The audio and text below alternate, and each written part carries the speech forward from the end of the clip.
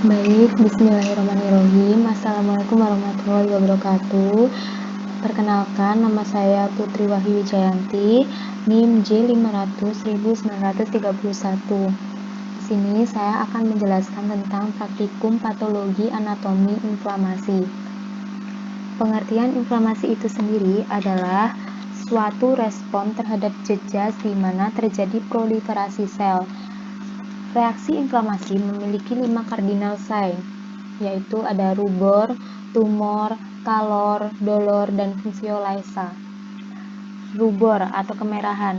Kenapa bisa terjadi rubor atau kemerahan? Itu dikarenakan vaskuler atau pembuluh darah melebar atau sering disebut vasodilatasi. Peningkatan aliran darah ditambah stagnansi atau berkumpul di bagian salah satu jejas sehingga mengakibatkan warna merah. Dilihat dari komponen darah itu sendiri kan ada eritrosit, leukosit, dan lainnya ya. Warna merah itu dapat muncul disebabkan karena tumpukan dari eritrosit. Terus yang kedua, tumor atau pembekakan atau juga bisa sering disebut sebagai odem. Kenapa terjadi tumor? Itu dikarenakan pelebaran pembuluh darah menyebabkan daerah sekitar permeabilitasnya semakin mudah untuk dimasukin darah atau sering juga disebut sebagai ekstravasasi ke dalam daerah interstisial mengakibatkan cairan bertumpuk sehingga daerah tersebut bengkak atau oedem. Terus kalor atau panas itu dapat terjadi karena sifat dari eritrosit yang berkumpul pada area tersebut. Disebabkan ada dua kemungkinan, yang tadi disebabkan oleh eritrosit, ada juga disebabkan karena adanya pembekakan memanggil sitokin proinflamasi yang mengakibatkan sifat dari sitokin proinflamasi pembawa panas atau hangat. Jadi panasnya bisa dari eritrosit atau dari sifat sitokin proinflamasi. Yang keempat, dolor atau rasa nyeri. Dolor juga bisa disebabkan oleh dua kemungkinan.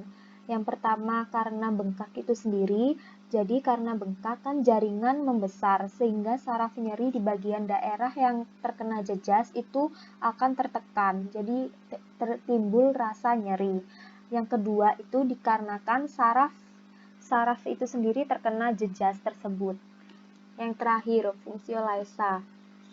Jadi setelah timbul yang keempat itu bisa mengakibatkan fungsio lysa atau fungsi tidak berjalan dengan sempurna atau tidak berjalan dengan normal.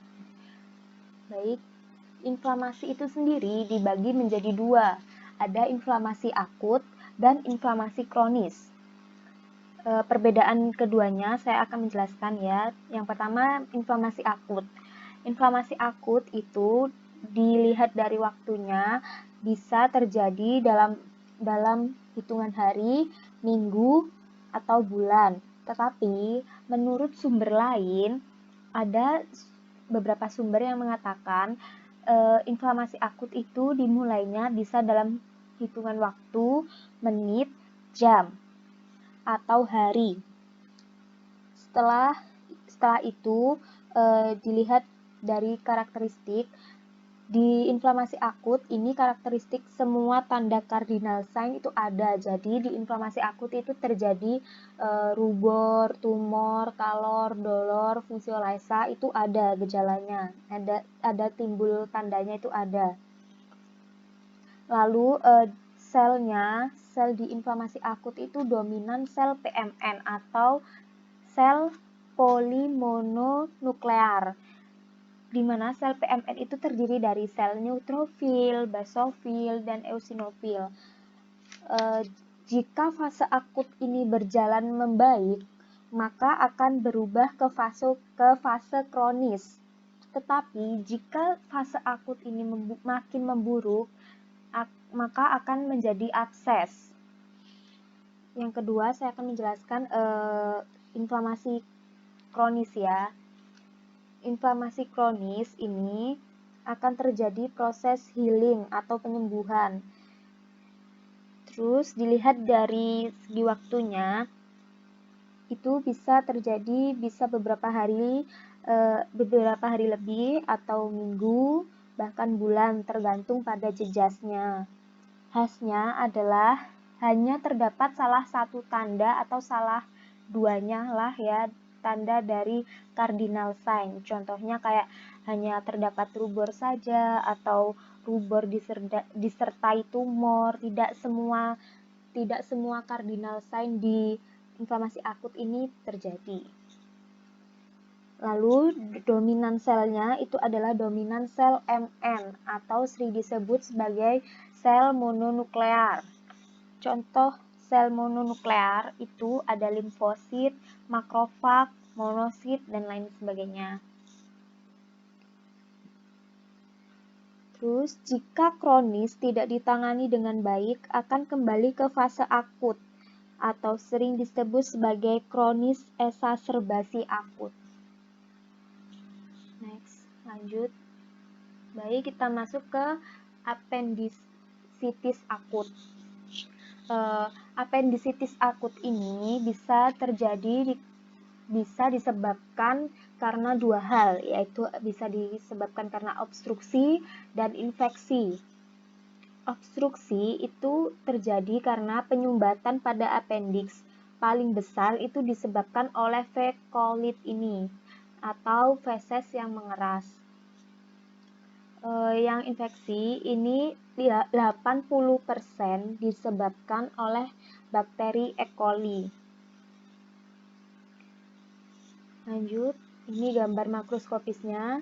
Appendix edematous, permukaan tidak mengkilat, granuler, dan kemerahan. Pada pembelahan, dinding appendix menebal dan kenyal, lumen terisi eksudat. Ini gambar mikroskopisnya, di mana yang ditanda panai warna merah ini adalah lumen appendix. Yang warna kuning ini lapisan mukosa erosif atau ulcerasi. Yang warna hijau ini submukosa edematous dan menebal. Yang warna hijau ini. Yang warna hitam ini folikel limfoid dengan sentrum germinativum prominent. Yang warna biru ini adalah infiltrasi difus leukosit PMN dan lapisan mukosa sampai dengan serosa. Ini pembesarannya ya. Ini tadi yang infiltrasi difus leukosit PMN. Jadi diingat-ingat saja kalau di inflamasi akut itu yang paling khas selnya adalah sel PMN, sedangkan yang di kronis itu adalah sel MN. Baik, selanjutnya inflamasi kronis pada koleksistitis.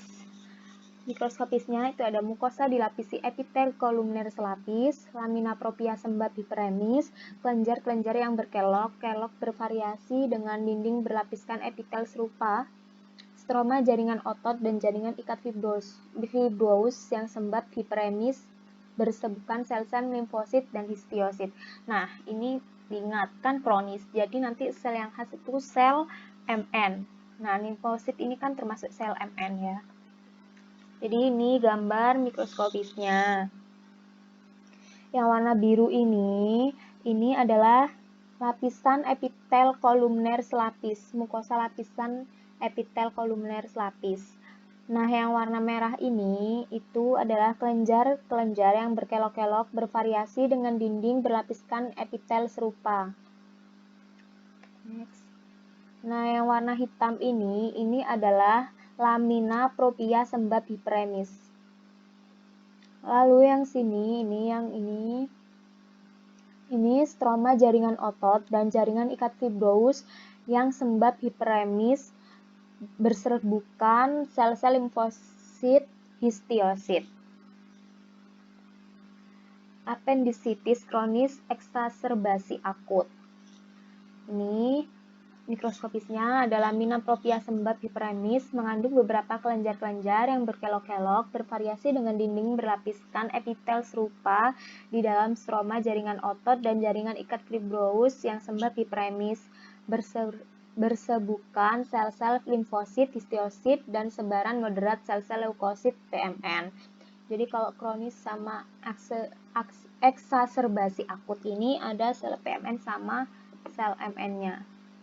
Tak tampak tanda-tanda keganasan pada persediaan ini.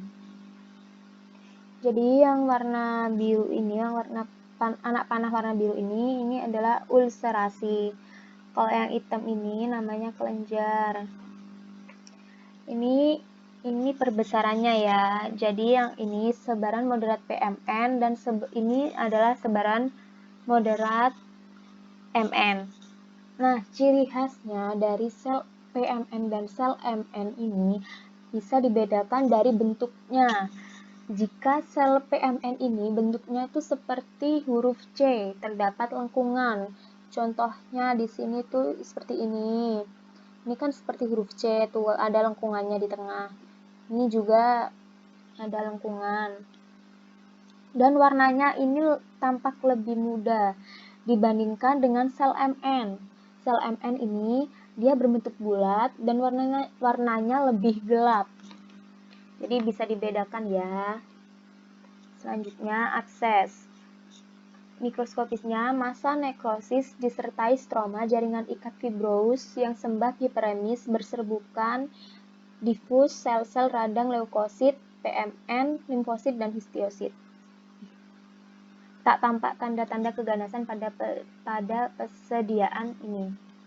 Jadi yang warna merah ini adalah jaringan ikat fibrous yang sembat hiperemis bersebukan difus sel-sel radang leukosit PMN, limfosit, dan histiosit. Yang anak panah warna merah itu ya.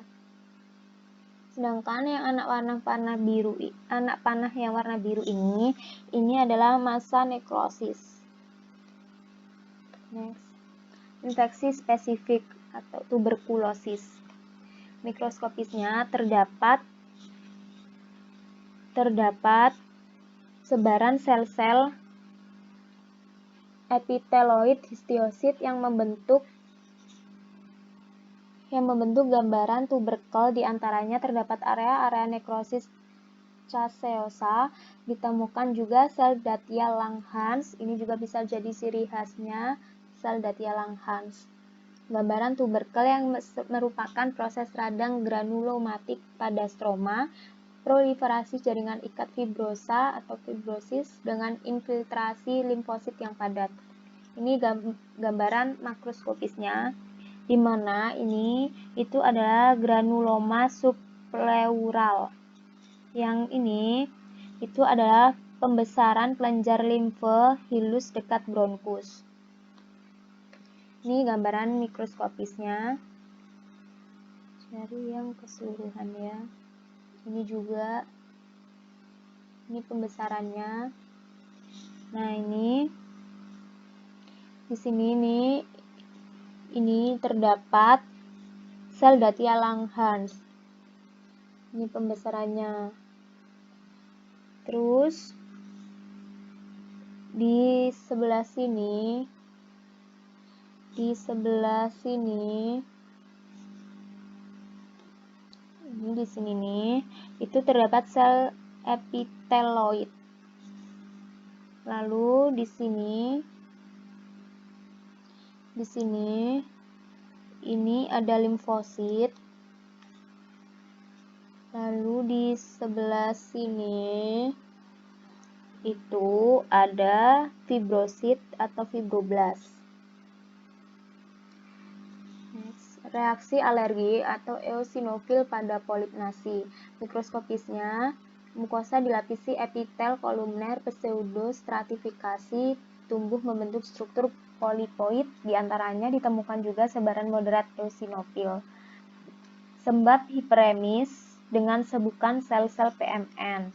Tak tampak tanda-tanda keganasan pada sediaan ini. Ini gambaran mikroskopisnya. Yang anak panah warna biru itu adalah epitel kolumner pseudostratifikasi. Yang anak panah biru ini epitel kolumner pseudostratifikasi. Yang anak panah warna hitam ini intinya adalah sebab hiperemis dengan sebukan sel-sel PMN. Next. Ini ya perbesarannya. Sebaran moderat eosinofil. Selanjutnya, proses penyembuhan luka atau healing pada epulis fibrosa. Patogenesis dan manifestasi klinis. Awalnya, pada gingiva timbul benjolan kecil yang makin lama makin membesar. Tidak terasa sakit pada penekanan, kadang-kadang berdarah. Ini gambar makroskopisnya. Benjolan pada gingiva bervariasi. Ada yang permukaannya halus, bentuk irregular atau sferis. Ada pula yang berupa benjolan dengan tepi meninggi dan multinodular. Konsistensinya kenyal padat. Warnanya merah jambu, merah tua, sampai merah ungu. Ini mikroskopisnya. Mikroskopisnya yang anak panah warna merah ini itu adalah lapisan epidermis gingiva menebal. Yang warna hijau ini limfosit dan sel plasma. Yang warna kuning ini itu adalah jaringan ikat kolagen proliferatif. Ini pembesarannya ya. Jadi yang warna kuning ini tadi jaringan ikat kolagen proliferatif, yang hijau ini limfosit dan sel plasma. Yang merah ini lapisan epidermis gingiva menebal. Ini juga perbesaran dari limfosit dan sel plasma. Terus ini pembesaran dari jaringan ikat kolagen proliferatif. Baik, terima kasih. Sekian presentasi dari saya. Kurang lebihnya saya mohon maaf. Wassalamualaikum warahmatullahi wabarakatuh.